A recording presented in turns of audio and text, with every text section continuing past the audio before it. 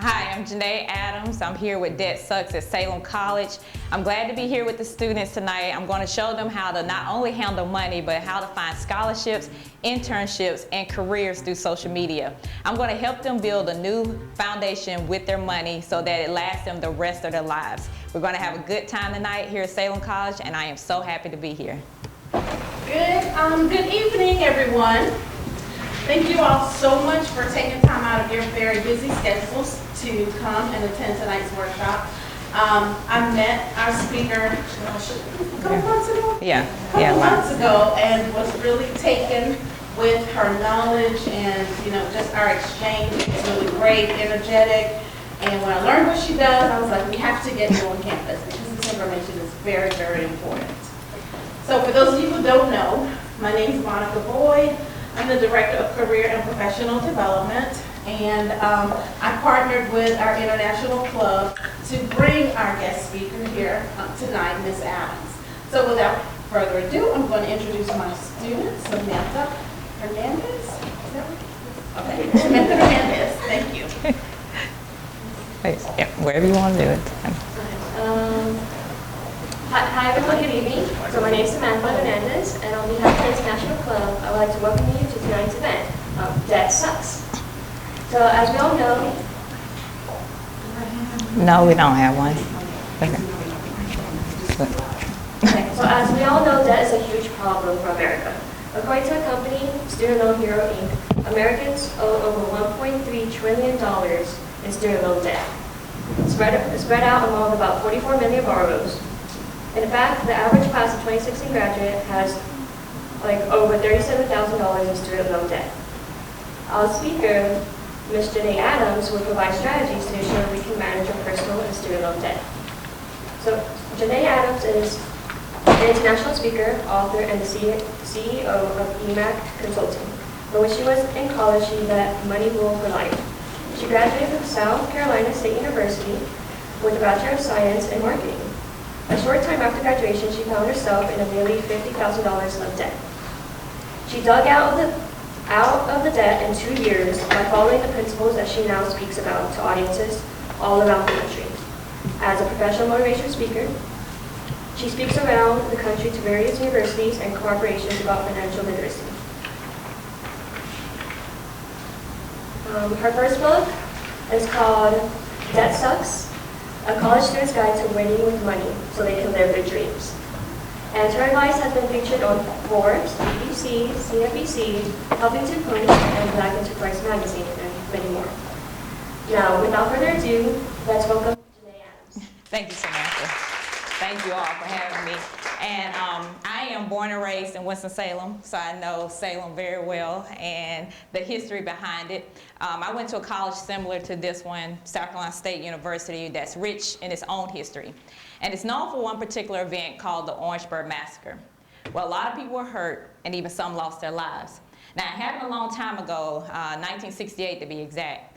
But this story had a meaningful impact on my life. In fact, it changed my life. Now, these days, I travel all around the world speaking to students just like yourselves, but when I was in college, my life was a lot more predictable. And every Wednesday, you can find me in the business building, on the 4th floor, in the auditorium, waiting for the executive speaker series to start. And basically what that was is that the dean of business, she would invite CEOs and top executives from companies all around the world to come speak to us about business and life. And it never failed. For the first 3 years straight, I always sat in one of the seats in the first 5 rows. But I remember one Wednesday, the Wednesday, I didn't feel like being front and center.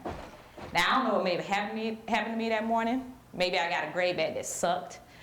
Or more likely, my car had got towed for like the 1,000th time.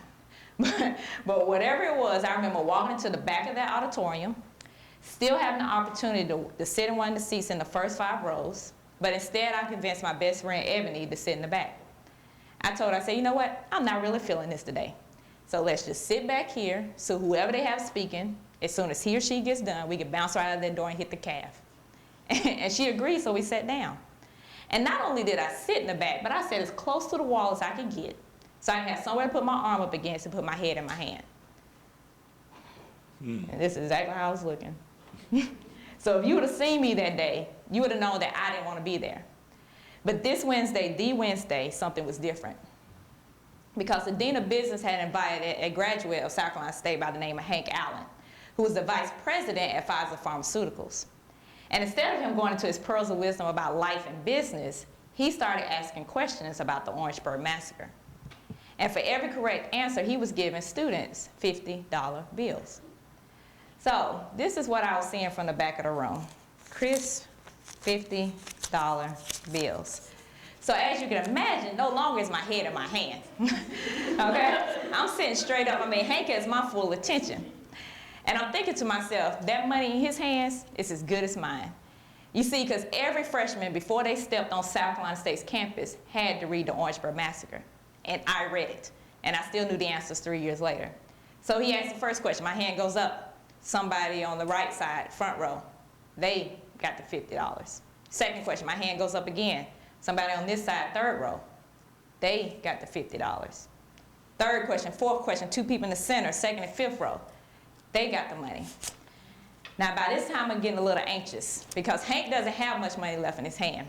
Fifth question, sixth question, by this time I'm waving my hand so frantically trying to get Hank's attention, I'm about to knock Ebony out to the aisle. But just like that, he was done. And because I sat too far back on the Wednesday, I missed out on at least $300. Because I ain't tried my best that day, I walked out of that auditorium with the same amount of money that I came in with, which was $0. See, today is your The Wednesday. Today you get to decide on which path you're going to take. Now, one path leads to everything you've ever dreamed of in life. And let's face it, the other path does not. Now, I live my dreams every day, and recently I had to go to Los Angeles on business. And it was going to be fun too, so I took my family with me. Now, whenever I travel, I always wear a dead suck shirt because you never know who you're going to meet in the airport. Now, that day we had delayed flights all day long, so as soon as I got to LA, I had to go to my first event, which was a celebrity bowling tournament. And as I walked in, it wasn't but 5 minutes, and someone tried to get my attention because they wanted to see what my shirt said. And it was no other than Mr. Nick Cannon himself. How many people watch Wild 'N Out? Anybody here watch Wild 'N Out? Of course, everybody does. Believe it or not, many of the comedians on that show are in student loan debt. So it's something that he hears all the time, so he wanted to know more about what I do with students like you. Now, like I said before, it wasn't just business, it was fun too. So I took my family and we went to 2 of the Los Angeles Clippers games. I think they played the Chicago Bulls and maybe the Mavericks or something. But my son was able to meet 2 of his favorite basketball players. The first being Mr. Dwayne Wade himself. So my son is the short one right here, okay? That's my son right there. But he also met his absolute favorite player, Paul Pierce. Now, I don't know why Paul Pierce is his favorite player, but as you can see, his smile is a lot bigger with Paul than it is with Dwayne Wade. But none of this matters. What I'm doing right now is what I love to do, and that's helping students with their money.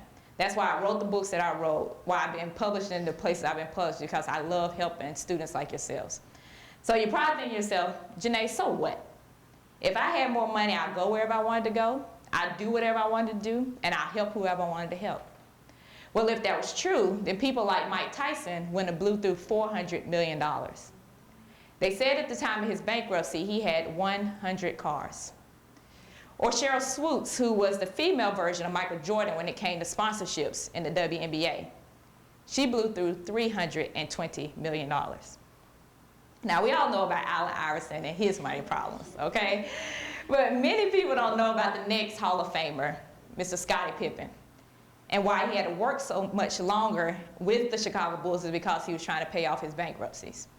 But they're not the only ones. You got Terrell Owens, Warren Sapp, Mike Vick, Kurt Schilling, 50 Cent, Lil Wayne, Tiger, Kanye, and Floyd Mayweather. Now, many people, she's confused. Now, many people get confused when they see Floyd up here because Floyd's all over social media, flaunting money, maybe giving away cars. But not too long ago, Floyd consulted a bankruptcy lawyer to file bankruptcy. If you want to know why that Pacquiao fight happened, it wasn't because all of a sudden he didn't think he was on steroids. It's because he needed the money. Understand, if you have $500 million and you owe people $800 million, you are broke. So on this screen alone, not millions, but billions of dollars are going. So it's not about the money. It's really all about you. Now, a little bit about me. I went to college on a tennis scholarship, full ride, which means everything was paid for. So tuition was paid for, room and board, books, anything that had to go to school was free. Only thing I had to worry about each month was a little bit of spending money, which my mom, she tried to help me with. She would send me money, supposed to last 30, 31 days. Usually only lasted 7 because I didn't know how to handle money. So my next idea was, why don't you get a job in and around the city? But no manager was trying to hire some tennis player that would never be at work. So that idea went right out the door. It wasn't until my junior year of college that I started making a little bit of money. And I landed this 8-month internship in Minneapolis, Minnesota. Now this wasn't just any internship, but this company paid me an annual salary of $45,000, which means I was bringing home $3,000 a month at the age of 20. And not only did they pay me, but they gave me a 2-bedroom, 2-bath apartment, a company car, and paid for my gas all 8 months. So, only thing I had to do on $3,000 a month was feed myself. So thanks to the tennis scholarship and the internship, I graduated college debt-free with $10,000 in the bank at the age of 21. Now, you're probably thinking to yourself, now Samantha said she paid off $50,000 of debt. So what happened? Because it sounds like I had a great start in life. I graduated debt-free with money in the bank, and by the way, when I graduated on Saturday, I went back to that company on Monday making $10,000 more than I was when I was on the internship. So what happened? Well, life started to happen. Now, the first life event I didn't really mind because I married my high school sweetheart, who's my husband today. But when we got married, I didn't know he had student loan debt of $25,000 for 1 year of college.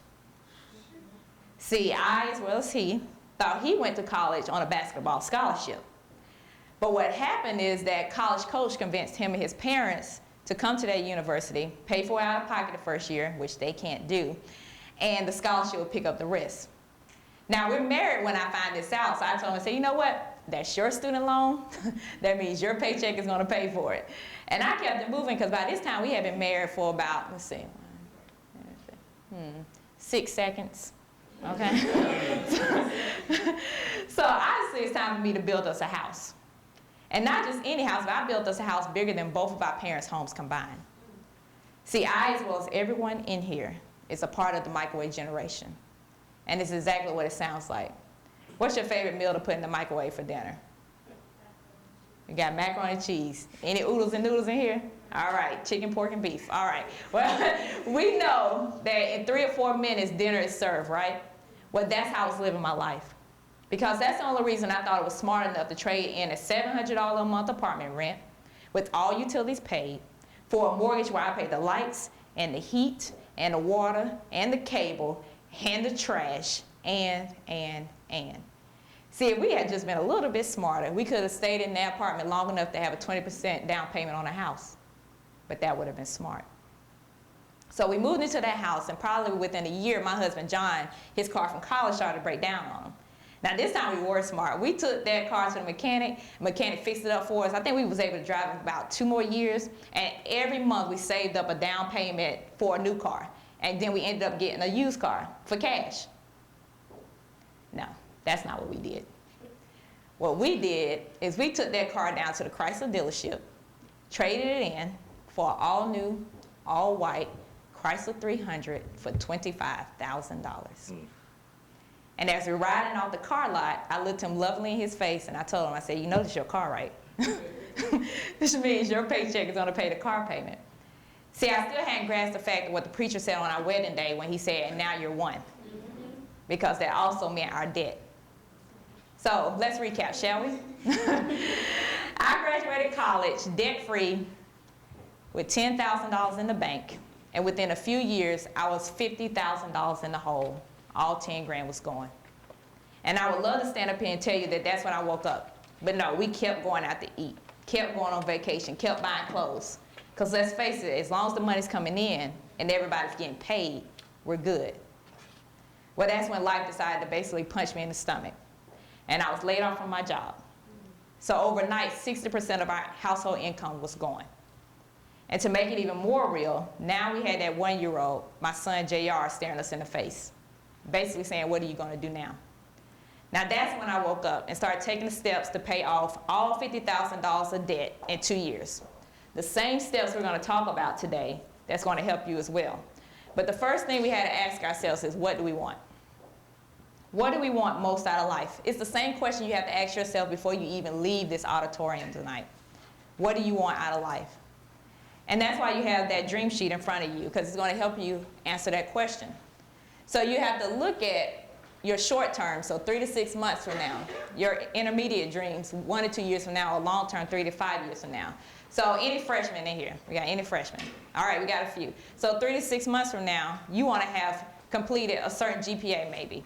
Any sophomores and juniors in here, okay? Maybe 1 to 2 years from now, you want to have done your first internship, paid internship, 1 to 2 years from now. And the seniors in here, raise your hand. I know we got a lot. So seniors, 3 to 5 years from now, depending on what you want to do after this, maybe you want to go to law school, maybe you want to go to grad school, maybe you want to be an entrepreneur, be in corporate America. That's what your dreams are maybe 3 to 5 years from now. This is what you would do, where you would go, who would you help if money was not an issue. What does not go on this is paying off debt. Paying off debt is not a dream. Please do not put that on this paper, okay? But this is what you want most out of life. And so we're going to take just a minute to write at least one in each section.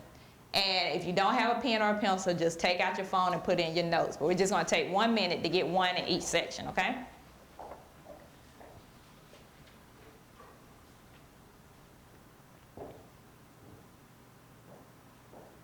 All right, I think that's good. Anybody want to share one of their dreams that they put on the sheet? It doesn't matter which section it's in. Anybody want to share? Go ahead. For my intermediate goals, I put down I will have started graduate school. Awesome. So in 1 to 2 years from now, she want to have started. So and financially, she needs to know what that school is, how much it costs, and if it's somewhere outside of where she usually lives at from home, how much it costs to live there. All right? So that has to do with that. Go ahead. Behind you. As an intermediate, have a job that makes me happy. Okay, awesome. So she has to start looking for that, definitely, and what industry that is in. And we're going to talk more about how to get that towards the end of the presentation. So how we actually get our foot in the door. All right, anybody else? Go ahead. My main goal is to leave North Carolina in the next 3 to 5 years. 35 years. So, okay, so that's your long term. Awesome. So depending on, you don't know where you want to go yet? I do and I don't. Okay. Okay, well, awesome. Well, as long as you know you don't want to be here, so she knows it's going to cost her. She doesn't have to worry about the cost of living in North Carolina, okay, but she knows that she's going somewhere else, okay? So once she decides that, she's going to figure out what the cost of living is there at that time. All right, anybody else? Go ahead. Yeah, you. Oh, okay. And then next 1 to 2 years, I want to be in like a leadership role in my profession. Okay, awesome, awesome. So that, we're going to talk about that, how you get to know the right people to get into that leadership position. Yeah, right there. I would like to study abroad in Ghana. Okay, awesome. And actually, I work with somebody who does a lot of business in Ghana. So we'll talk about LinkedIn later on. We're going to talk about that in a little bit. All right. So anybody else? Anyway, go ahead. Awesome. Well, we ain't going to put no debt on there. You like, she like it's just on me. But what this is that whatever that dream is on there, and I'm going to show you our original dream sheet in a minute, it helps you pay that off quickly. But so make sure you don't put the debt on there. But paying off the debt is going to help you get to that dream. All right? All right, go ahead. One of my long-term goals is to go to medical school. Okay, awesome. So in 3 to 5 years from now. All right. So she needs to know exactly, because there's some medical degrees that are free. The PhD, MD programs are free. So she can start working on that now because it's really competitive. But she don't even have to pay for any, going to $150,000, $200,000 debt for a doctorate degree. But that's something that she can start on now. She doesn't have to wait until then. Anybody else before we go? All right. So this right here is our original dream sheet from that night that I was laid off. Now ours are different because we were well out of college. So our short term is 6 to 12 months, intermediate 3 to 5 years, and long term 10 to 15 year goals. So in the short term, for 6 to 12 months, I wanted to open up a savings account for my son JR. All right, 3 to 5 years, he wanted to go on a 2-week trip to Europe with our entire family. Now we didn't go to Europe because I found a trip to Costa Rica for 7 days for 90% off. So my husband and I 2 kids at the time, my mother and mother-in-law, that was their Christmas gift. We went to Costa Rica for 7 days in a hotel that was on the beach covered by the rainforest. So that's how nice it was. But the whole point of me saying that is that when you start living your dreams, you help others live theirs. And when we started to go to that trip, I didn't know my mother-in-law had never flew or been out the country before. We found that out TSA when they started taking stuff out of her bag, and it was like lotions and everything else. But that was something that we were able to give her by getting out of debt. My other 3 to 5 year goal at the time was money saved for a replacement vehicle, because at the time I had a 98 Honda Accord. And I am happy to say I still have my 98 Honda Accord, because we are trying to get to 20 years. My husband hates that goal, but that's what we're doing.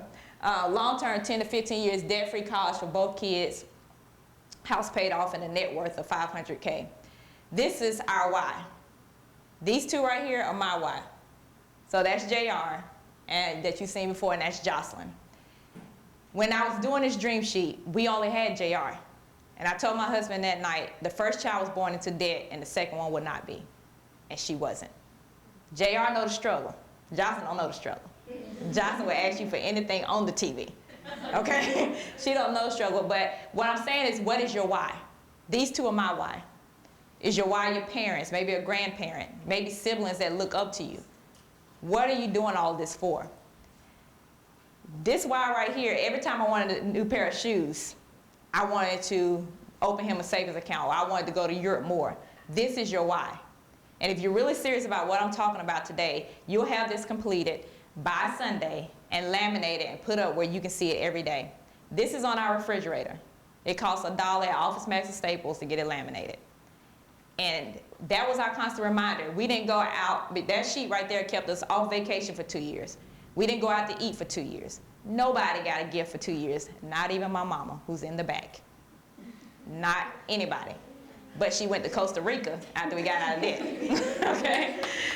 So this is what is most important to you. And why I take so much time on this is because if you don't have any dreams to look forward to, you won't do anything after this slide. Whenever I work with people one-on-one, if they come to me without this done, meeting is over. That's how important it is. So if you're really serious about what I'm talking about, you have to have your dream sheet done. Now, once you get that done, you got to ask yourselves, where did it go? If you have more month than money, there is a hole in your financial boat, and you got to find a way to plug it up.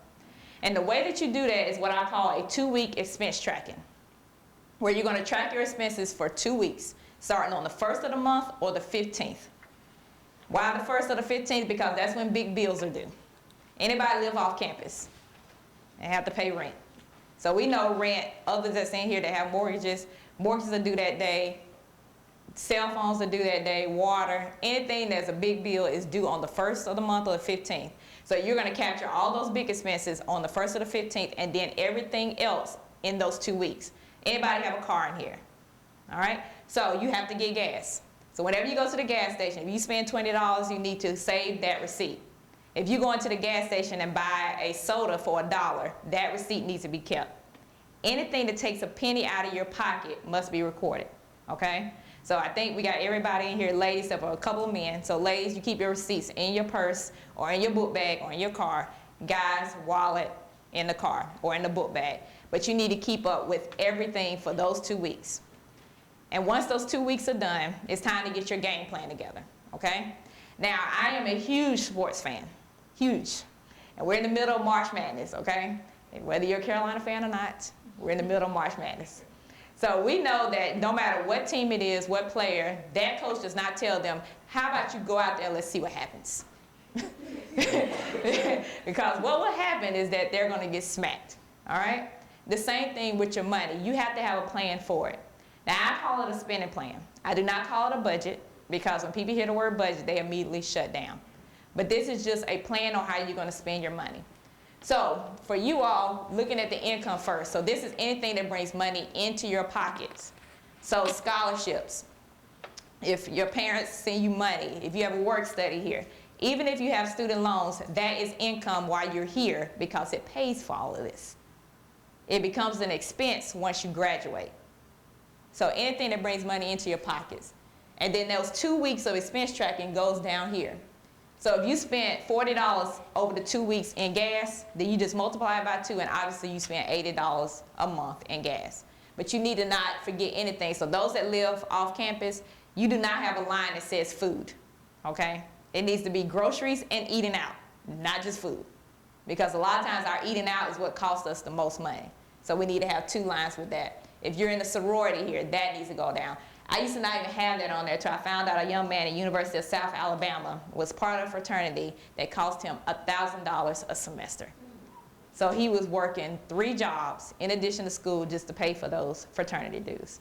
So now I put fraternity and sorority on there, but internet, books, hobbies, going to the movies, anything that takes money out of your pocket needs to go at the bottom. Now, once you get your spending plan together, it's time to cut some things out or cut them back. Now, this is when I usually lose people, because everybody wants to be a millionaire, but don't nobody want to cut nothing out. And it just doesn't work that way. And for us, we had to find more money in our spending plan each month to be able to pay it off that fast. So the first thing we looked at was our cell phones. At the time, we did not have Verizon Unlimited, Sprint Unlimited plans, but we looked at that we weren't using all the minutes or the data. And so when we cut back on that, that saved us, between the 2 plans, $100 a month, which we used to pay towards the debt. Next, we had every channel that at the time Time Warner Cable offered, and we were hardly watching any of it. So when we cut back to basic cable, it was $80 saved because we still had internet. Okay? Next, eating out. During that 2-week expense tracking, we found out we were eating out $200 a month because I was a new mother and I didn't want to cook because I was tired. But we were not spending money at expensive restaurants. We were going to Wendy's and Chick-fil-A and McDonald's. And if you ever been to Chick-fil-A with 2 people, you know that is $15 a pop. Do that 2 or 3 times a week at different times of the day, you can see how you get the $200. So when we cut this completely out, that didn't save us $200. That saved us $150 because we had to add $50 to the grocery bill because we needed to cook more. So just these 3 expenses alone saved us $330 a month that we used to pay towards debt on top of the minimum payments. Now you can see how stuff can start to go away fast. Because our car payment was $400 and we put $330 to that $400. Now that car's getting paid $730 a month instead of just the $400.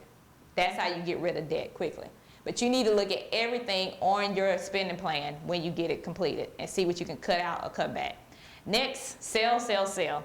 That first picture is not Black Friday, okay? Because we know with Black Friday sales, they put the prices up about 3 or 4 months ahead of time and make it look like we're getting a deal. What this is about is being able to not pay full price for anything. That needs to be your new saying. Always shop for clothes out of season. Perfect time for winter clothes is right now. My favorite store that does that is Target. It doesn't matter if you're an infant or a grown man. Right now, most of those winter clothes are $10 or less. For the ladies that are looking to be doing internships this summer, going for interviews for jobs, right now the nice shirts that go up under blazers like this are $5. So that is a good way to get your interview clothing together for the cheap. All right? So shopping out of season, thrift stores, Goodwill. These jeans, Goodwill, $5. I'm on the news every 2 weeks on WFNY, and every dress you see came from Goodwill for $5. I don't care, because I'd rather be on the beach in Costa Rica, okay? So I have no problem with that. Now this picture, some people may know what this is. I am in that car taking a picture of those people in that line at 6 a.m. in the morning. And as you can tell, I am not the first one in line. So this is a great savings that happens actually here in Winston-Salem. Does anybody know what that is? Hanes sale. So the Hanes sale.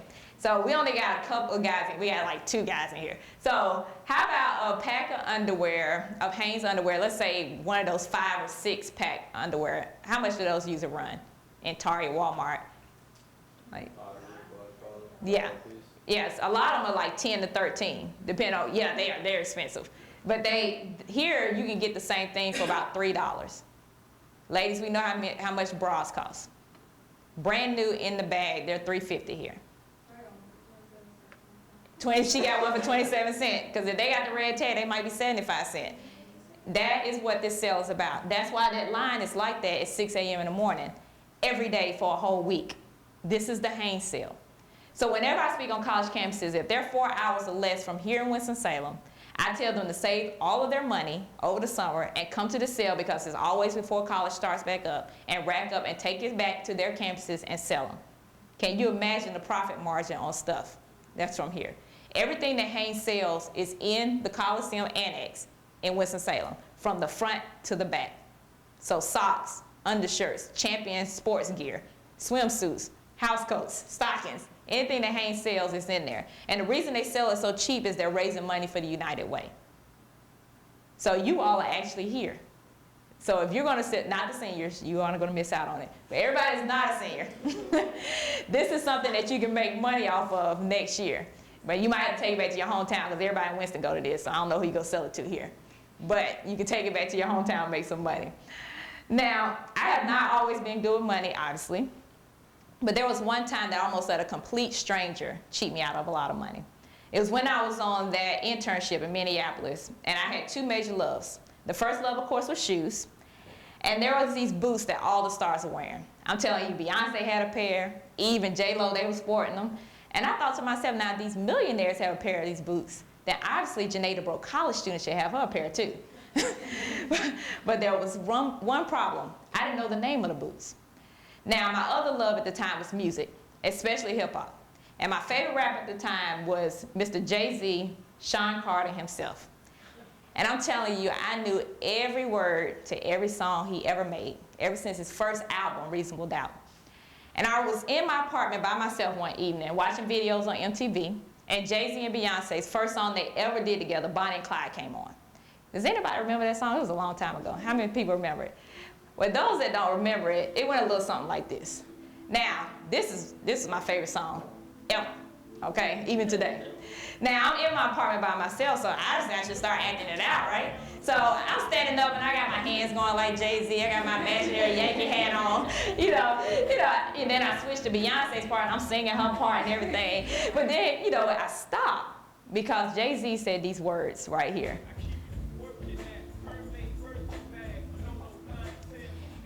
And on the screen, on Beyonce's feet, were those boots I've been dying to have. And now I knew the name of them, Manolo Blahnik Timbs. So I rushed to my computer, and I get on Google, and I'm saying to myself, Manolo Blahnik, Manolo Blahnik. It actually takes me 30 minutes just to spell Manolo Blahnik correctly. But I found that New York store that had those boots in them, and they were $700. Now remember, I'm making $3,000 a month straight profit, so I can afford those boots. But I can't imagine spending that amount of money for something that goes on my feet, for something I'll be walking on concrete with. So my next option came out a few months later, and Steve Madden came out with his own version of Manolo Blahnik Timbs. And I remember being on the Steve Madden website praying to myself, please don't let these boots cost more than an apartment rent. And they did. They were only $80. And I ordered them, and immediately. Now they were on back order, so it gave me time to get off that internship, get back to South Carolina State, and wait patiently on my boots. And I'm telling you, I'm waiting so patient, I'm calling my mama every day. Monday, Mama, have my boots gotten there yet? Tuesday, Mama, have you seen my boots? Now I skip Wednesday because I don't want to look crazy, but on Thursday, I'm begging my mom, please don't let them steal my boots off the porch. It's getting so crazy that I'm calling UPS with my tracking number, making sure they didn't lose my shoes. Now I see some of your faces, you're wondering, why is she going so crazy over some shoes? It's because at the time, Steve Madden didn't have any stores in the South. So I was guaranteed to be the first one on campus with these boots.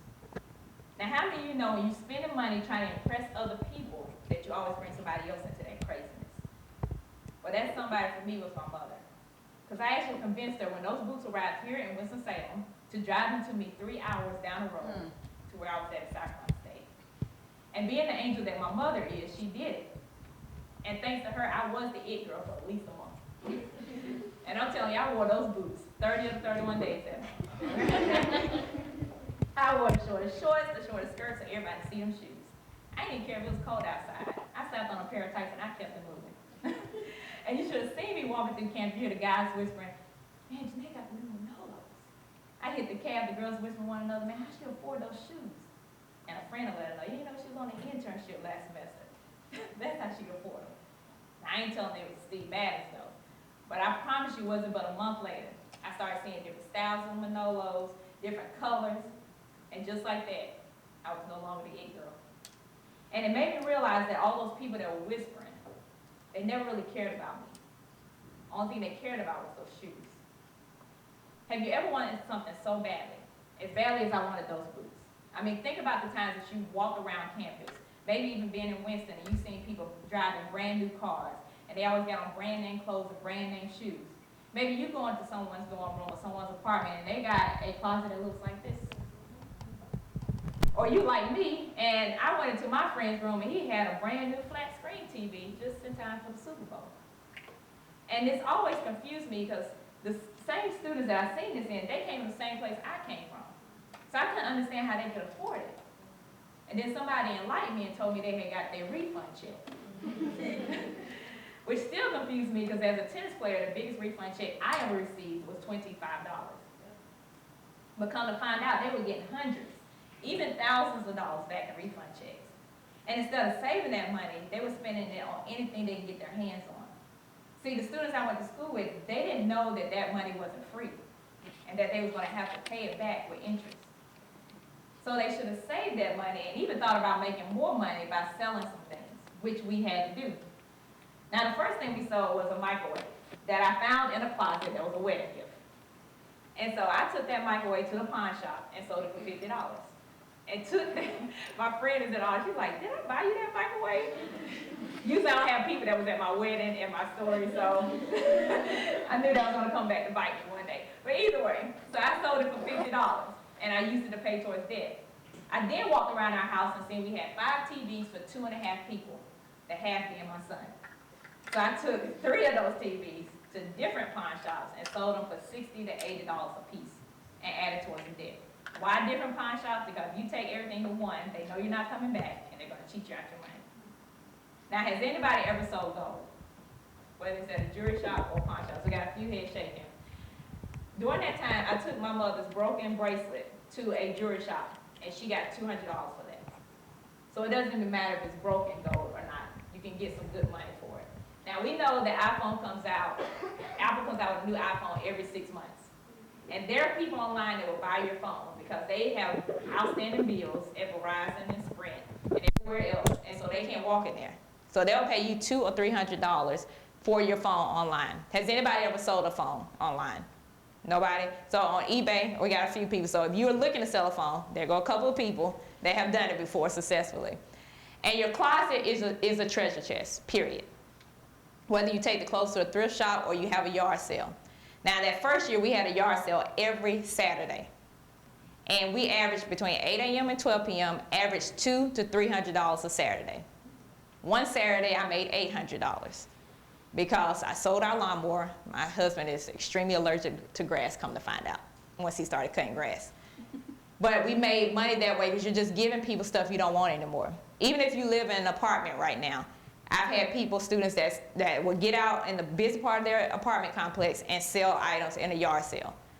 If you don't stay in a house in the summer with your parents or a guardian, if you stay at that house and it's not exactly off the street, just ask somebody who has a house off the street and tell them you'll give them 5 or 10% of what you make.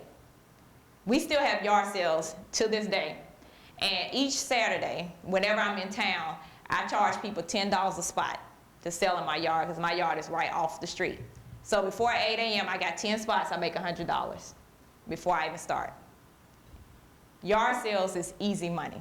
So start getting your clothes together right now to sell them. But you need to look at selling anything that you can. Now, hobbies and making money. That first picture right there is kids, which means babysitting. How many people have babysitted for free their brothers and sisters growing up? So you might not like this picture. But let me tell you about babysitting and how great of money it makes. When I was at Ivy Tech speaking, I had got finished with everything. I'm packing up my stuff, and a young lady came up to me and she said, I seen what you put up on the screen, but I don't know how I can do that, any of it, because me and my 2 daughters, and she had a 10-year-old and a 17-year-old, she said, we're homeless living out of our car. And so as I was coming into Ivy Tech, I seen a Chick-fil-A with a playground. I told her, I said, you've already been here for a year, so you know which faculty and staff and which students actually have children here. I need you to go to that free computer lab and print you off some babysitting flyers. And what you're gonna do is you're gonna have them meet you at that Chick-fil-A. You're gonna charge them $20 per kid per hour, and your 10-year-old is gonna play with them in that playground. That summer she had made $4,000. $4,000 is a lot of money to someone who's homeless. It's a lot of money to people who have jobs. So babysitting is a great way to make some money. When you're in a college town, there are a lot of faculty and staff here that are not from here, who have children. So they don't have the luxury that I have. Whenever I travel, I have a mother and a mother-in-law here that can help my husband with the kids. So they don't get out much. So they would gladly pay you $20 for an hour so they can just get away and breathe. Trust me. So if you know any faculty or staff around here, look at the ones who have kids. Anybody play sports in high school or here? Anybody play sports? Okay. What sport? Cross country. Track. Anybody else? Nobody else plays sports? Go ahead. Tennis. Awesome. Anybody else? You know more than a third grader when it comes to that sport. Parents want their child to be the next LeBron, the next Peyton Manning, the next Serena Williams, and they would gladly pay you $20 to $25 an hour to make them that way. So when we were paying off debt, I taught tennis for $25 an hour, and my husband taught basketball $50 per hour per kid, and he could do 5 kids at a time. So he made $250 an hour that we were able to use to pay off debt. So those that know how to play a sport, think about that to make extra money. And you also get to control your own schedule. Anybody know how to do arts and crafts? Well, you know how to make necklaces, anything. So how many of you are on Etsy.com already? A little bit. So ETSY.com. So those that are not on it, that is the marketplace. And the way social media is today, you can sell straight to people through Instagram because they just want to see the pictures. So you can set up your own store now outside of Etsy.com as well. Anybody good at a certain subject here at Salem, whether it's English, math, anybody's really good at one? She raised, okay, go ahead. Don't be shy about it. Math, okay, math. Anybody else? Go ahead. The sciences. Anybody else? Really good at one. Once again, you all know how many elementary, middle, and high schools are in Winston-Salem. There are a lot of them. And in North Carolina, we have the standardized end-of-grade tests. So in 3rd grade, if they do not pass their math or their reading comprehension, it doesn't matter if they made straight A's the whole year, they will fail. I know that because my son's in the 4th grade. And if he was having trouble when he was in the 3rd grade last year with math, you best believe I'll pay her $10 to $20 an hour to make sure he gets past it. So if you're really good at a certain subject, look to be able to tutor people. Anybody know how to do hair or cut hair? We got a few people. We know that's some good side money. I had a young lady at South Carolina State who did micro braids. And micro braids at the time were like $200. She charged $80, and she undercut everybody in the city. And she did, I think, 5 heads a week. So she was making $400 a week just sitting there doing micro braids because she undercut all the competition. And I went to a historically black college, so she had a whole bunch of clients that she could choose from. Okay, so doing hair or cutting hair is a good way to make money. Any artists in here, painters, sculptors, got a few. You all are in a perfect area for that. Winston-Salem is trying to become the art district, period. It doesn't matter if you go in a doctor's office, a restaurant, a salon, they have people's paintings up there and they're selling it for them. Where I get my hair done, each month they showcase a different artist and their paintings. And they got the whole wall of paintings. It's people that come in there that don't get their hair done. They just go and get a painting off the wall for $300 and pay for it. Only thing that you have to do is give them like 10% of the profit. But that is a good way to make you some money for those that are artists in here. Look around this city. And I promise you, anywhere you go in, they have artwork up selling it for people. Okay? So you're in a great place. All of this to say, you got to save the money. We're not trying to find all this money so that we can spend it, but to be able to save it. Now, those that are off campus, again, raise your hand. So meal planning is another way to save money. This is actually off a student's Instagram. So he stays off campus, and whenever he comes to campus all day long, a lot of times he was spending money once he left because he was too tired to cook. So on Sundays now, he fixes his meals for the whole week. He does salads at lunch sometime, and then those are his dinners. So he doesn't spend money eating out. Also, he does all of this on Sunday, and he doesn't have to cut on his stove the rest of the week, which saves on his energy bill. So he's actually saving twice by doing this. So those that live off campus, that's a way to save some money. Everybody in here is going to make more money than you're making today, period. I don't care who you are. You're going to make more money in the future than you're making today. And that's how you can save money. So all of you that are college students in here, when you start making a salary, guess what? You've already lived like a college student for 4 years. You can live like one for a couple more years and use that salary to pay off that debt quickly. Imagine that you go, so I was making 55 grand, I think, when I came out of school. So that was probably like 3,500 or something like that. Imagine if I lived off 1,500 a month. Do you see how fast your student loans can go away if you have any? Or how easy it is to save money when you just live a certain way for just a little bit of time. But you have to save money. Now these, for your emergency fund, freshmen here, raise your hand again. You need to have at least $500 in an emergency fund, in a savings account. Everybody else needs to have at least $1,000 because that covers most things that will happen in your life. So those who have cars, if you get a flat tire or you have a broken tail light or something with your brakes, $500 usually will cover it. If you live in an apartment and something goes wrong and it's your fault, $1,000 will make sure that you're not getting yourself in trouble with debt. Also, a lot of things are happening on the outside of colleges. In Louisiana, over Christmas break, the legislators there decided to cut this scholarship called TOPS in half, which means students, before they came back in January, had to come up with $2,500 to come back to school. Not only that, in Illinois, they have not passed a budget, a state budget, in 21 months. Chicago State University almost closed last year. In fact, they pushed their graduation up a whole month just to make sure those seniors got out. And they got emergency savings at the end to stay open this year, but they already said they can't do it again. They still haven't passed the budget in Illinois, so none of those schools are getting money. So that's why I say for those who are upperclassmen, please have at least $1,000 in your bank account just in case some grant doesn't come through or some scholarship doesn't come through. So you can have that money and you can stay in school, okay? These are the banks locally that have savings account. Does everybody have a savings account? Everybody have a savings account? Raise your hand. If you don't, these are free. A legacy is $5, but it's your $5. It's a credit union that goes in the bank. So it really don't cost anything. They just want you to put $5 in there. So you can have a checking account too. But these are the ones that have free savings account for students that are here locally, okay? Now, if we've been talking about making money and saving money, what would I want you to stay away from? That is the fastest that people have said it. Like, I used to have to give people a hint. Somebody one time said drugs. I was like, what? Like, why are we talking about drugs? I was like, no, okay. But yeah, that's right, credit cards. All right. So how many of you have heard that you need a credit card to book a hotel room?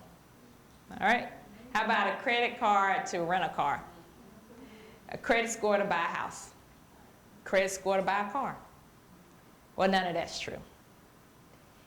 You can live your life with a debit card, period. I traveled this entire world with a debit card. My hotels, my cars, my flights, everything I have been able to do with a debit card. When it comes to credit scores and houses, that's usually the question I get. My friend works for a mortgage broker, and she gives people with zero credit scores houses every day. There are 50 million Americans with zero credit scores. It's getting so bad that now the credit agencies are actually lobbying Congress to find a way to score those Americans through either their rent payments or maybe cell phones, something else to be able to put a score on them. So this, if you decide to go from here and decide to have a high credit score, because that's what you heard, that's what you want to do, I'm going to show you how to get it. So this is how you get a high credit score. Now you might not be able to see this, but everywhere you see payment, amounts, and credit, put the word debt in there. So 35% of your FICO score, your credit score, is your debt history. So how long you've had debt. 30% is your debts owed. 15% is your length of debt history, and 10% is new debt and types of debt. So what does the credit score measure? It measures how much you give your hard-earned money to other people. And so you have to ask yourself, do I want to play that game or not? Now, whenever I speak at corporations, they never see this slide. because people in corporations have been out for a long time. They probably got credit cards. And when I explain it to them, they can't even understand it. They look at me like I'm crazy. But you all are different than people who are already out of college. You all have a different type of load on your back. The reason I always bring this up with college students is because of this right here. The average student loan debt, as Samantha said, is $37,000, and that was last year. So those that are graduating this year is going to be more, because it goes up about $1,000 or $2,000 every year. The average household debt of credit cards is $15,000. So if I came in here and I told you that credit cards and credit scores are important, I'm basically saying, why don't you risk taking 15 grand and put it on top of that? And in good conscience, I can't do that. And so whenever I talk to college students, I make sure that they understand those numbers and understand the risk that that puts into their lives. All right? Now, we've been talking a lot about money, but the reason you're here is your academics, period. Okay? To graduate and go on with your lives, it's about the academics. Now, believe it or not, I never wanted people to know that I was smart. I actually thought it was cool for people to think that I was dumb. It started when I was in high school. And the teacher asked a question. I may be the only one in the class that knew the answers, but you never see my hand raised like I was trying to get that $50 from Hank Allen. I mean, no way. I used to get my test papers back, and I would crumble them up and throw them in my book bag so nobody could see what I got. And there was only one person that if she asked to see what grade I received, she seen it, and that was my mom. And from time to time, she would come by my room and she'd say, Janae, what'd you get on that algebra test? And I would proudly take out my little crumbled up piece of paper and show her my A. Now, my mother's a smart woman, and after a while, she started to catch on to what I was doing. So she asked me, she said, Janae, why are your test papers always crumbled up? And I honestly didn't have an answer for her. And that's when I realized that it didn't embarrass me for me to get good grades. What embarrassed me was whenever I stood out from the crowd. What made me uncomfortable was whenever I was different from the people that I hung out with. And this went on to my actual graduation day from college. I remember walking across that stage and after my name, them saying summa cum laude. And I went and sat down. But when I sat down, this guy by the name of Raymond started speaking to me. And the reason I'm smiling is because Raymond is fine, okay? He is fine. In fact, you can't even imagine how fine he is, but he looked a little something like this. In fact, Raymond looked better than him, okay? Now, if you don't know who this is the actor Lance Gross. But ain't nothing gross about Lance, okay? And Raymond looked confusedly at the stage, looked back at me, looked back at the stage, looked back at me, and he said, Janae, you're summa cum laude? He said, man, if I'd have known that, I'd have been cheating off of you. And, you know, the whole time he's talking in my head, I'm like, go Janae, it's your birthday. But on the outside, I just had a slight smile on my face, and I said, yeah, Raymond, I've been getting good grades this entire time. See, it's ironic. The one thing that I was ashamed about, getting good grades, standing out from the crowd, was the one reason I even got the internship that I was talking about earlier. And this is how you stand out from the crowd. So the freshmen that are in here, you have to make sure that you go and introduce yourself to career services. So the great thing is about it, Monica actually sponsored this. So career services is in here. How many of you heard it's not what you know, it's who you know? Okay? It's actually who knows you. Like, I know Oprah, but Oprah don't know me, okay? I know Chris Paul, but Chris Paul knows me. So if I needed something, I could ask him. That's the difference. You're gonna have alums that call here and ask the career services and ask your professors, do you have a student that's bright enough for this $3,000 a month internship? And if they don't know your name or your value, you don't even get mentioned. So you have to make sure that these people know exactly what you have to offer. We talked about the hobbies, saving as much money as possible after college. Searching for a scholarship, for scholarships is your new part-time job. How many people are on Twitter? Let me see a show of hands. Hi. Twitter is where you find scholarships, internships, and jobs. A lot of people use it for everything else. That is where the money is. Now this young lady right here, Jessica Velasco, Admissions 411 is her account, Admissions 411. Only thing she does is post scholarships. On her website, jlvcollegecounseling.com, jlvcollegecounseling.com, she does January scholarships, February scholarships, March scholarships, she goes through the entire year. And you can just go to her site and look at what you qualify for. Another one is Scholly app, so SCHOLLY. That's an app. On Scholly, you just answer a few questions, and then that app brings all the scholarships you qualify for to you. You don't even have to search. So that's the Scholly app, SCHOLLY. Sophomores, raise your hand again. I think we're gonna add a few. Okay, we got a few in here. You need to make sure you have your LinkedIn profile with your uploaded resume. The reason I say this, and this is really for everybody, whenever I speak at corporations and I speak to human resources people, whenever they get a resume in, they go to LinkedIn, and if you don't have a LinkedIn profile, they delete your resume. So if you don't have a LinkedIn profile, you need to have one immediately. And it's nothing difficult. You find a neutral wall, ladies, get you a blouse, blazer like this. For the few guys that are in here, a nice shirt with a tie and a blazer, and you just have somebody take a nice picture with an iPhone and upload it. No selfies, please, Lord. How many on LinkedIn have seen that? Don't do that.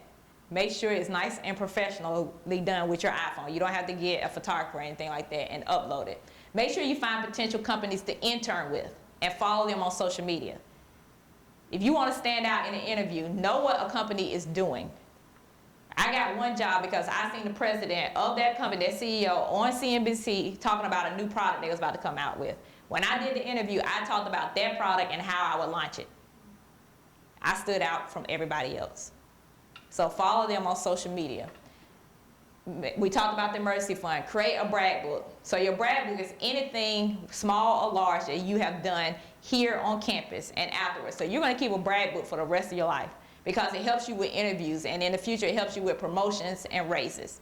So who's in a group? I know we got the international club. So let's say Samantha was the president of that club.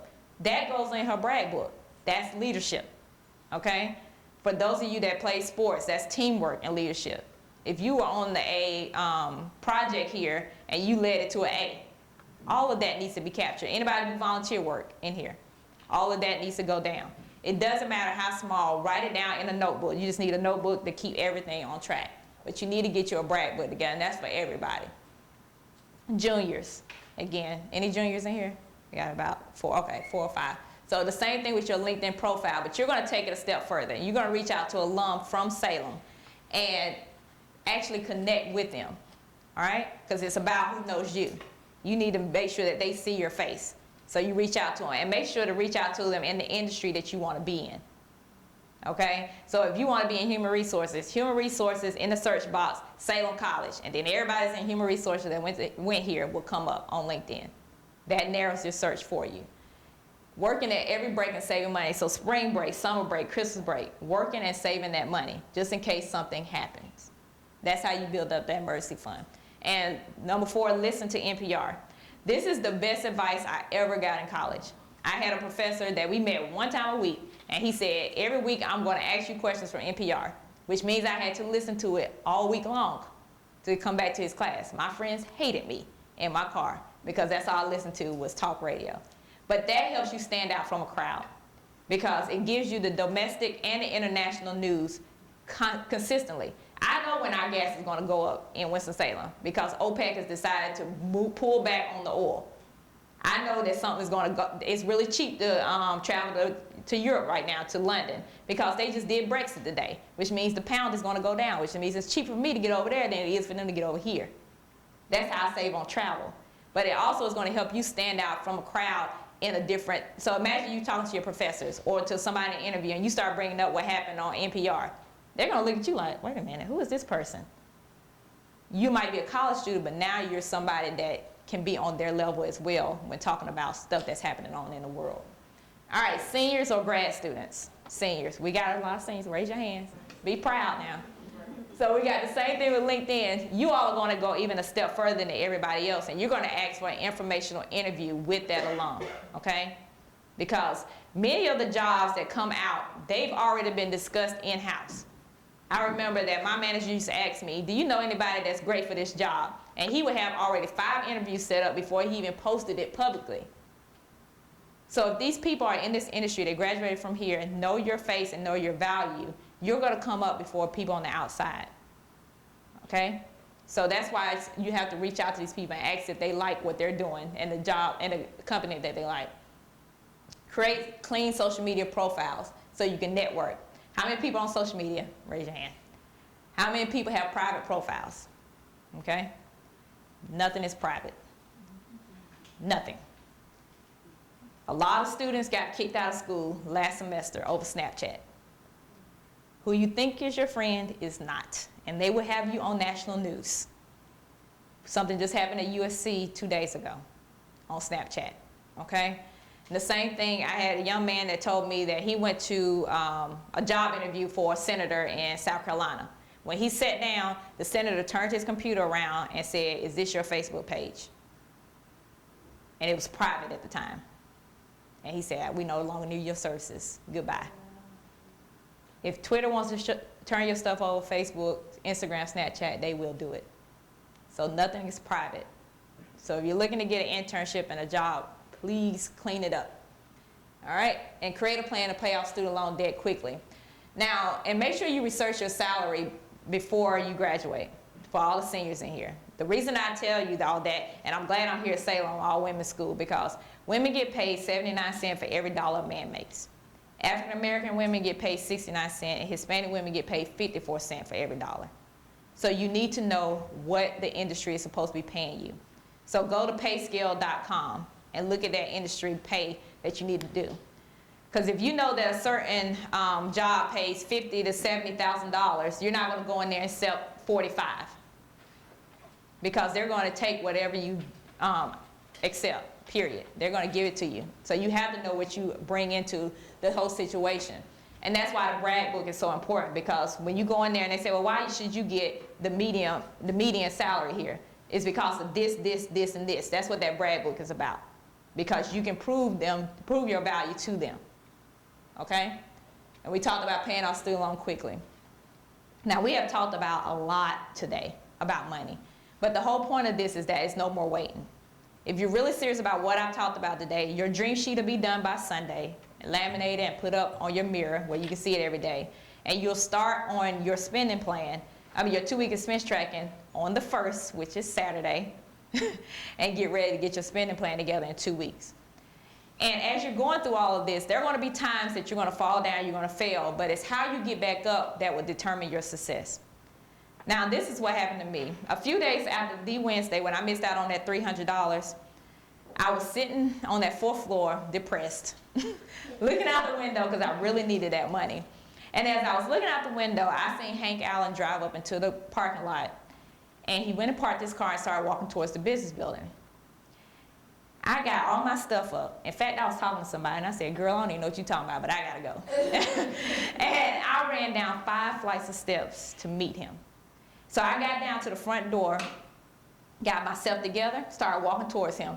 And as I got closer to him, I fake tripped and dropped all my books out in front of him so he can help me pick them up. And as he's picking them up, I said, you're Hank Allen, right? You're the man from the other day that was giving away $50 bills for the correct answers on the Orangeburg Massacre. I knew all the answers. You never even called on me. In fact, you got $50 in your pocket, ask me a question. I bet y'all know the answer. And, he started laughing, and I started laughing, but then I got serious. And I was like, after $300, I got serious. And so I said, Mr. Allen, what does it take to be successful? And he said, well, Janae, you've already taken the first step. You're in college. What do your grades look like? And, I told you I was, ashamed before, not that night. I said, well, Mr. Allen, I got straight A's last semester. And he said, okay, you got the first part down. Well, here's the second part to being successful. What are you involved with on campus? And so I told him, I said, I play tennis, and I'm part of AK Psi. And he said, Janae, you play tennis? My son plays tennis, and I've been looking for ways to interact with him more through it. What suggestions do you have? So I gave him some numbers to people in Chicago where they were from and gave him some other advice, and we parted ways for then. But that internship I was talking about earlier, it was given to me by no other than Hank Allen himself at Pfizer Pharmaceuticals. Yes, on the Wednesday, I missed out on $300, but Hank turned it into a $3,000 a month paycheck. You've got to stand out. Now, any questions? And this is all my social media. And the only thing I do is talk about money on here. So a few sports, but mostly money. So, but that's all my social media. Any questions? This is your time to ask it. All right, go ahead. So other ways you can stand out. So what is your major and what, oh, you want to be a doctor, right? Okay. So it's going to be a lot easier for you because you're healthcare. You know, I mean, people get sick. All right, so you're not going to have a hard time getting an internship or getting a job or anything. So if you're looking at an internship, you need to start looking locally here.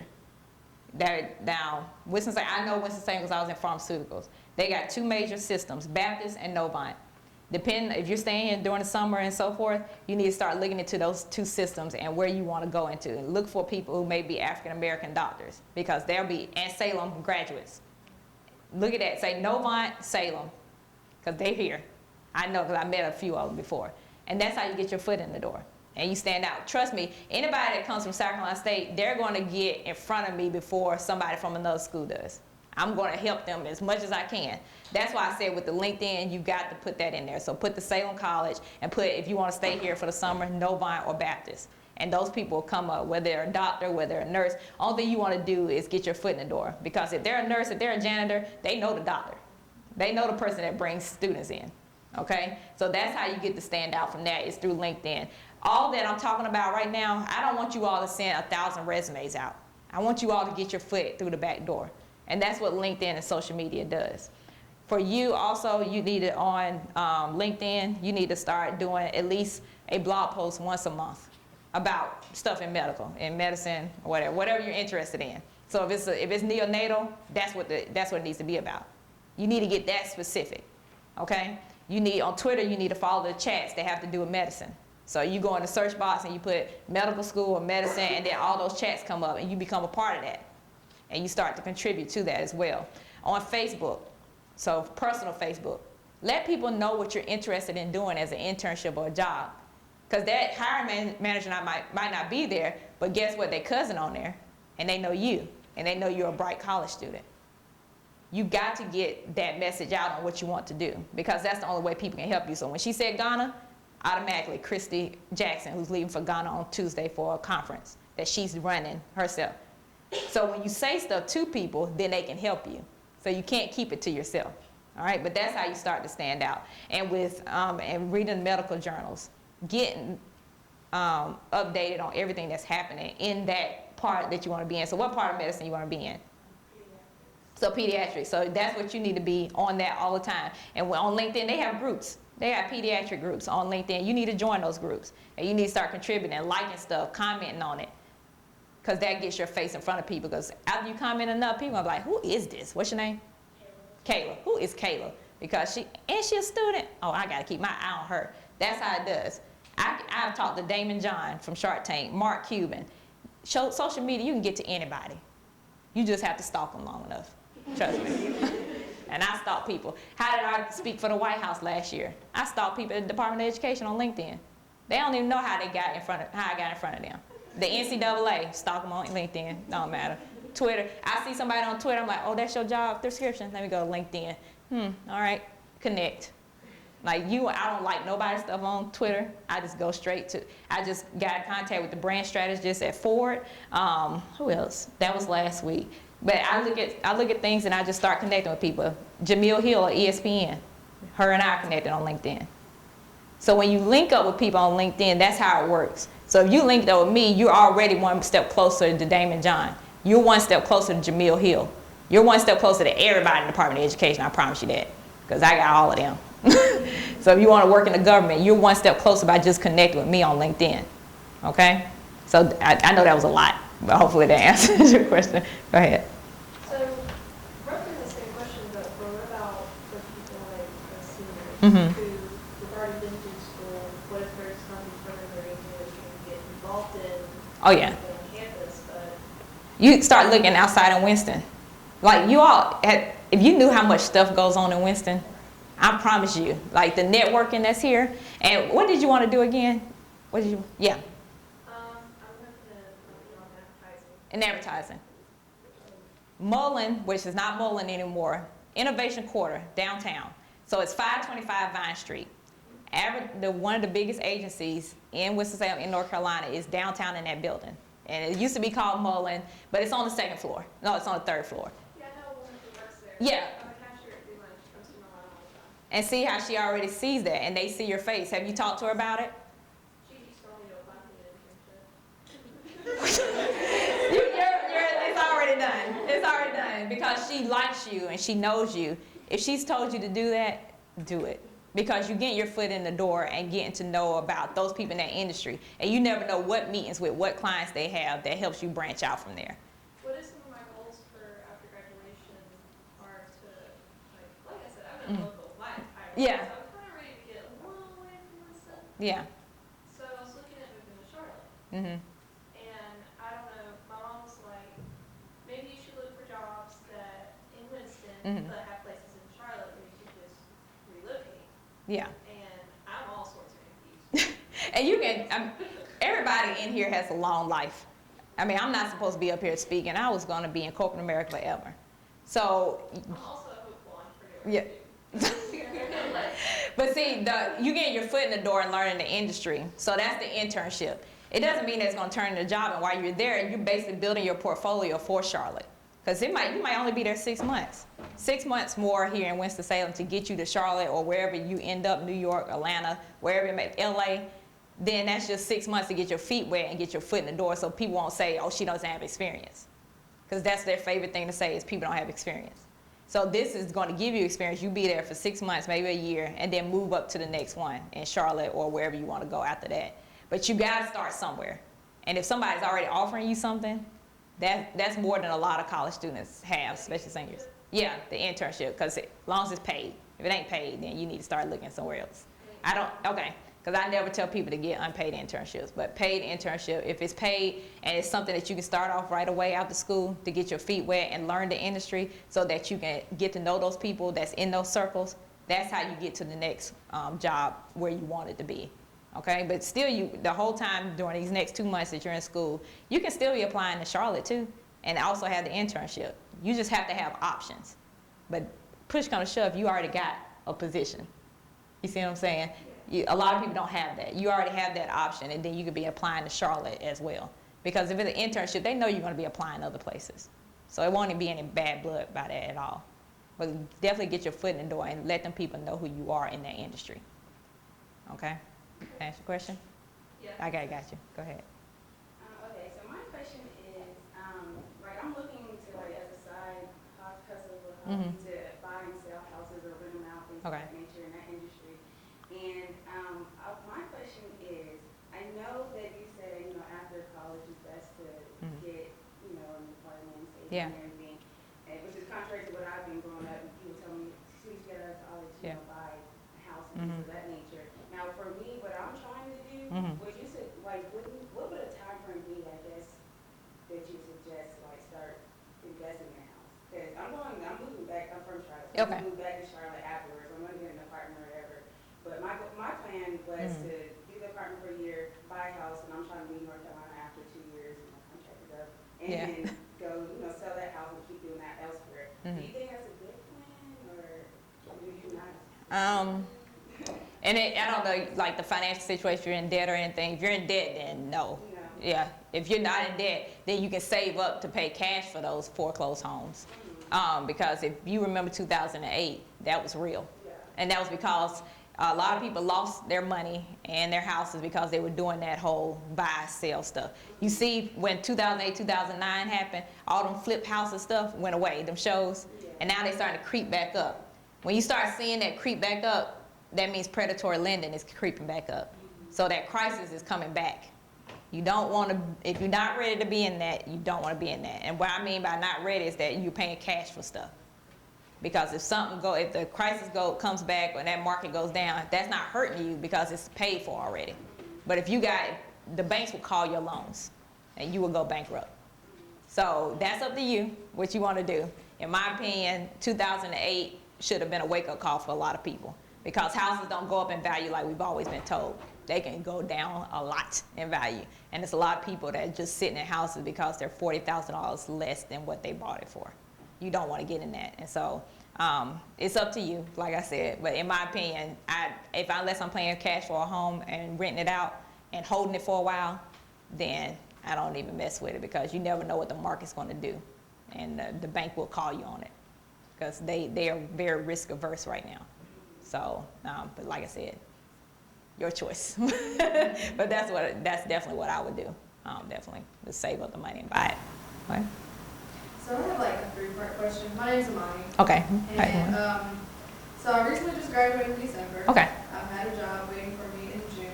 Okay. So it's like I'm stuck in between this. I was able to find like a full-time position right now, but I'm stuck in the between stage of like preparing for an apartment. Yeah. Making sure I'm not paying too much for like the interest rate at the beginning. Yeah. So I'm trying to figure out. I'm in debt. Yeah. College loans. And I'm trying to figure out how to better myself so I don't have to pay so much for an apartment. Yeah. And I already don't even have it without asking for parents. Okay, so right now you got a job. So you need to be saving up that money. Also, you don't have to stay in like how we have the apartments that are everywhere. Look for people who own their own stuff. So duplexes and their own like houses and stuff, because that's going to be a lot cheaper than an apartment. When I came out of school, I had a 3-level duplex. No, this is the second one. I had like a year out of school. 3-level duplex with a drive-in garage for $600 a month in Indiana. Because that person owned it, and the only thing they cared about is if I had first month's and last month's rent. But it was $600 only. You're not going to find that in an apartment complex because they're a corporation that owns it, that wants to get as much money as possible. That same place would have been $1,600 at the time.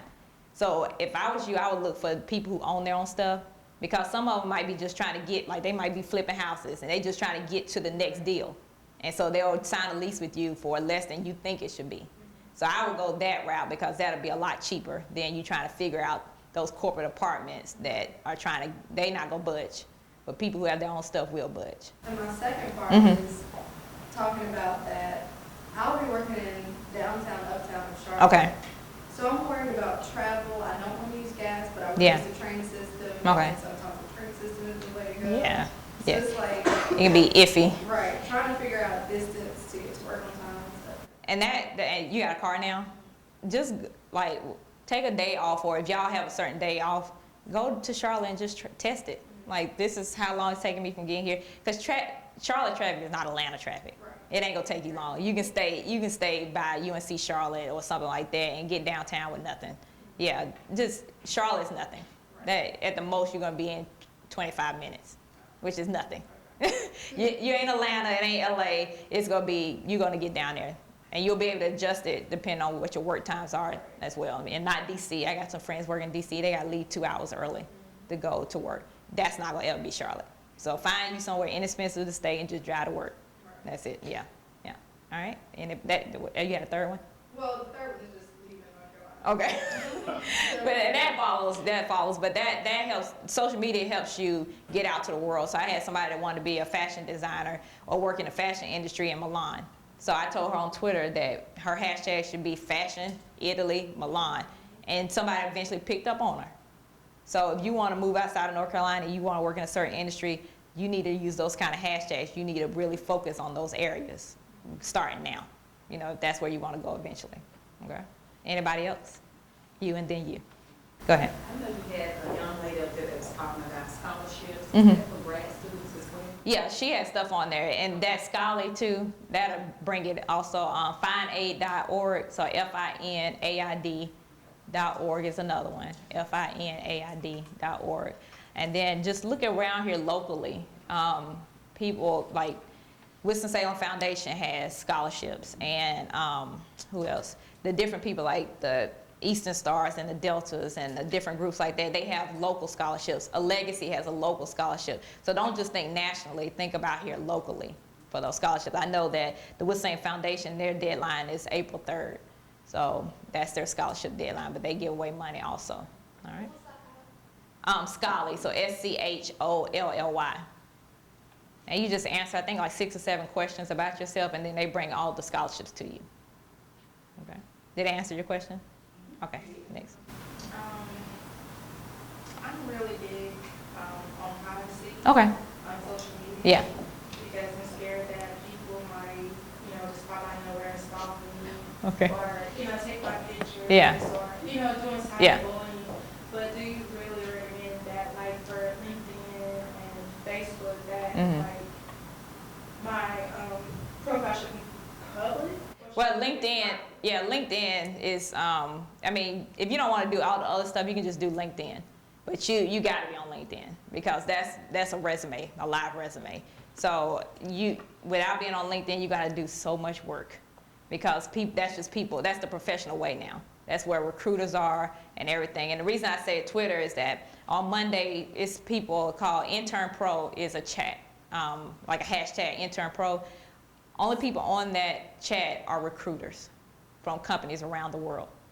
And so they're telling people how to get in contact with them. They give all their information at the end and say, my name is this, reach out to me. And they're actually recruiters of companies. So that's why I say Twitter, because that's getting you there.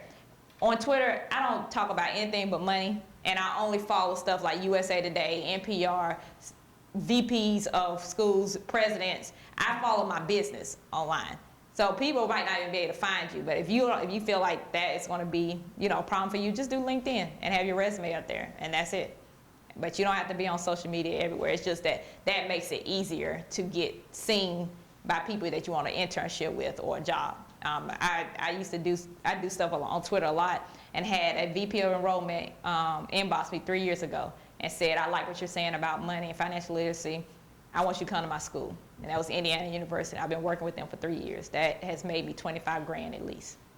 A president on Instagram the other day, Wilberforce, 2 weeks ago, he was like, I like what you're doing. Call me on Monday. Let's see if you get to this school and talk to my students.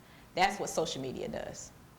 So it's not about the personal life. It's about what your business is or what you want to do going forward. But LinkedIn will be fine. Yeah. All right. Anybody else? What is the best way to invest in your graduation? And so I don't have that license, but I do mutual funds.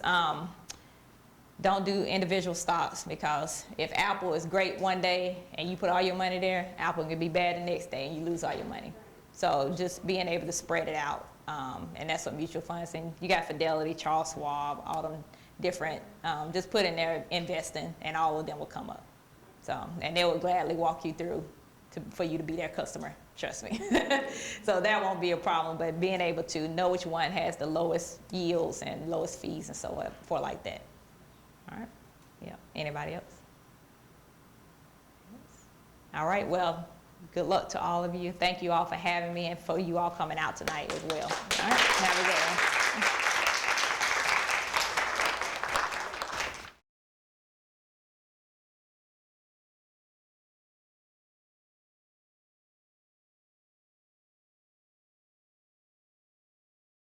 Well, what I learned from this was that as an undergraduate, it's very important to understand, that everything costs money, that the refund checks, don't spend that, save that, so you can have something to pay back for the loans and the interest. And as far as being equipped for after school, I feel like it's very useful information, and hopefully I can get out of debt in a few years as well. Alrighty, I think the most important thing I was able to get out of this is just really to be conscientious of the things that I'm spending my money on. I know that I do spend a lot of money on unnecessary things, and so she talked about the 2-week plan, either start on the 1st or the 15th and track every cent that you spend during those 2 weeks. And so I'm going to do that, and I think it'll be really helpful. I definitely think that this will prepare me to tackle debt after college. I'm a senior, so I'll be graduating in May, and I'm really happy that I came to this. This was really beneficial for me. So.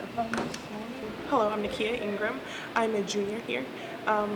In the seminar, I thought I learned a pretty good amount of how to help me figure out after college, especially with investing, as well as how I can essentially handle my future. So do you think you'll be able to survive college after Mrs. Anderson's presentation? I definitely think I'll be able to survive college. Yeah, hopefully after what I learned, hopefully after my 4 years of college, I will be able to survive debt-free. Wow.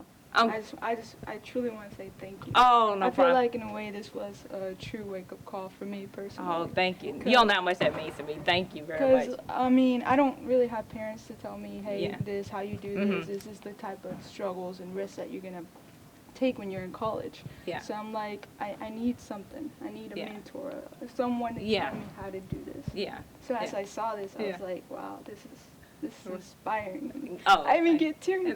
I'm glad you came. I'm glad it's gonna work for you. Yeah, because I mean, if you follow that, it just creates a new foundation for you with your finances, and you build from there. So if you go step by step, you're gonna be like, I guess I can sell something else. I guess I can make some more money, and it just becomes a snowball effect, and the money comes to come in. And knowing it, what year are you?